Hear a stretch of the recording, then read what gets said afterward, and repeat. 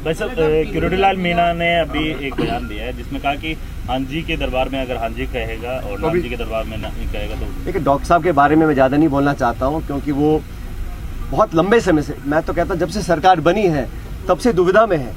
सरकार ने पद दिया भी, लेकिन उनके ओहदे, उन्होंने जो मेहनत करी थी विपक्ष में रहते हुए, उसके अनुरूप नहीं दिया। इस बात को सब जानते हैं, लेकिन फिर भी उनको बनाया और नहीं भी बनाया, इस्तीफा रिजेक्ट भी नहीं किया, एक्सेप्ट भी नहीं किया, मंत्रालय दिया भी और नहीं भी दिया। जो दिया है तोड़ फोड़ के दिया है, तो उनके साथ जो हो रहा है उनके बारे में उनसे पूछना बेहतर रहेगा।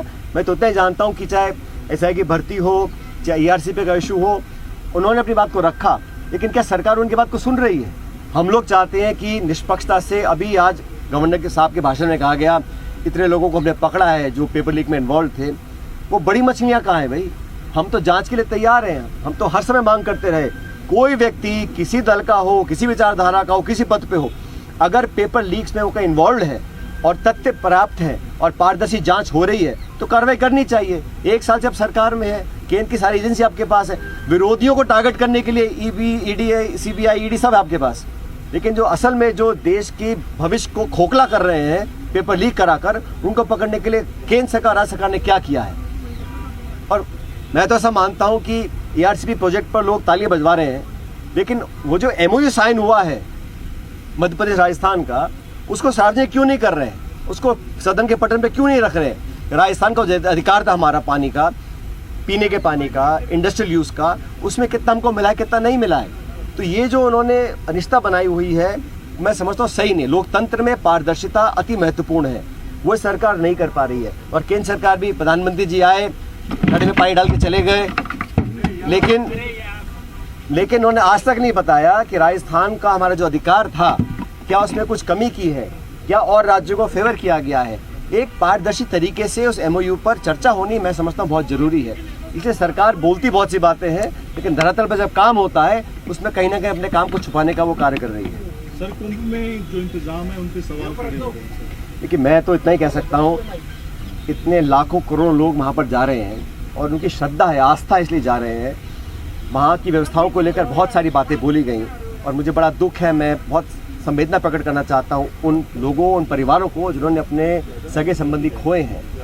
इस भगदड़ में जो हुआ बहुत दुर्भाग्यपूर्ण था, बहुत दुखद घटना हुई है, लेकिन इस पूरे मामले में न्यायिक जांच बिठा दी है, लेकिन ये भी संकेत मिल रहे हैं कि कहीं ना कहीं तथ्यों को छुपाने की कोशिश शायद की गई है। क्यों की गई मैं नहीं जानता हूँ, लेकिन बेहतर ये होता कि पर्याप्त इंतजाम किए जाते। और मैं इसमें राजनीति कर आरोप लगाना नहीं चाहता हूँ, लेकिन ये बात सच है कि अगर कठोर कार्रवाई करते या कठोर कार्रवाई करने का रवैया अपनाते तो शायद इससे बचा जा सकता था। अब और खबरें आ रही हैं कि एक और कहीं स्टैम्पीड वाली सिचुएशन बन गई थी। इसका तो विवरण हम नहीं जानते, लेकिन जो मीडिया में आ रहा है मैं सिर्फ उसमें बोल सकता हूँ।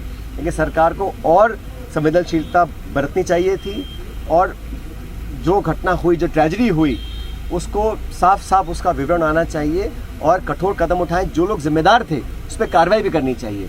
अभी कुंभ मेला और कई हफ्ते चलेगा, तो दोबारा इसकी पुनरावृत्ति ना हो। और सबसे बड़ी दुख की बात है, जो लोग श्रद्धा भाव लेकर गए हैं, गंगा स्नान करने गए हैं, कुंभ में डुबकी लगाने गए हों, और वहाँ पर ऐसा हादसा होता है, इससे बड़ा दुख मैं समझता हूँ हमारे ऊपर नहीं पड़ सकता। पाली साहब, धीरेन्द्र साहब ने इसी में कहा है कि भगदड़ जो है वो साजिश का हिस्सा भी हो सकती है। मैं किसी के स्टेटमेंट में कमेंट नहीं करूँगा। जो कुछ हुआ दुर्भाग्यपूर्ण था, लेकिन हजारों करोड़ रुपए उस पर खर्च करे गए और लोगों की जान माल अगर सुरक्षित नहीं है तो सवाल तो उठते हैं, और सवाल उठना लाजमी भी है। लेकिन सरकार को, केंद्र सरकार को, राज्य सरकार को अति संवेदनशीलता बरतनी चाहिए। और मैं मानता हूँ कि भविष्य में और सतर्कता बरतनी होगी, क्योंकि अभी लाखों लोग वहाँ और जाएंगे और दिन प्रतिदिन वहाँ पे लोगों का जमावड़ा होता है। और ये कोई नई बात नहीं है, सबको पता था इतनी संख्या में लोग आएंगे। फिर भी जिस प्रकार ये घटना हुई बहुत दुखद है, और सिर्फ खेद व्यक्त करने से या मुआवजा देने से बात नहीं बनेगी। मुझे लगता है कुछ कठोर कार्रवाई करनी चाहिए सरकार को। सर, नए बदलाव सदन में कैसे लगे? कौन से बदलाव?